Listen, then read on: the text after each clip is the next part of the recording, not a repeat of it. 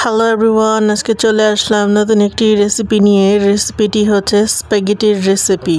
আশা করি রেসিপিটি আপনাদের ভালো লাগবে।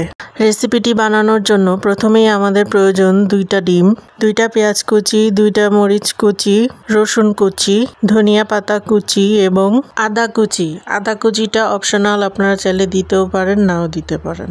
তারপর একটি পাত্রে আমরা স্প্যাগেটি বানানোর নুডলসগুলো দিয়ে ভালো মতো সিদ্ধ করে নিব। আমরা এখানে 1 প্যাকেট নুডলস নিয়েছি। নুডলসের পানিগুলো ছেঁকে আমরা ঠান্ডা পানি দিয়ে নুডলসটি ভালো মতো ধুয়ে নিব। তারপর আমরা চিজ গ্রেট করে নিব।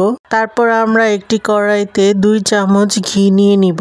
আপনারা চাইলে বাটার দিয়েও করতে পারেন। তারপর আমরা অল্প অল্প করে আটা দিব, 3 বার দিয়ে আমরা ভালো মতো মিক্স করে নিব। তারপরে আমরা 1 কাপ পরিমাণ দুধ অল্প অল্প করে দিয়ে ভালো মতো মিক্স করে নিব। তার মধ্যে দিয়ে দিব আমরা স্প্যাগেটির মশলা।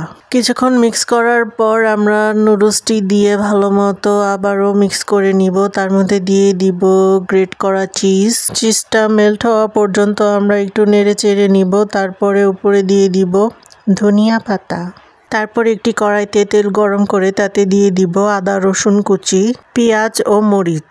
সবকিছু একসাথে ভালো মতো মিক্স করে নিব। তার মধ্যে দিয়ে দিব স্প্যাগেটির মশলা ও 2টি ডিম, স্বাদ মতো লবণ, 1 চামচ ধনিয়া গুঁড়া দিয়ে ভালো মতো মিক্স করে নিব। তার মধ্যে দিয়ে দিব 2 চামচ টমেটো কেচাপ, 1 চামচ চিনি, 1 চামচ মরিচের গুঁড়া, 1 চামচ মাংসের মশলা দিয়ে আমরা ভালো মতো নেড়ে চেড়ে নিব।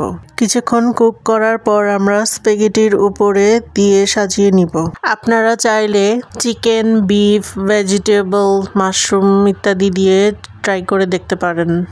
ভিডিওটি ভালো লাগলে please like, comment, share with your friends and family, and don't forget to subscribe our channel Sunny Road Blogs and hit the bell icon.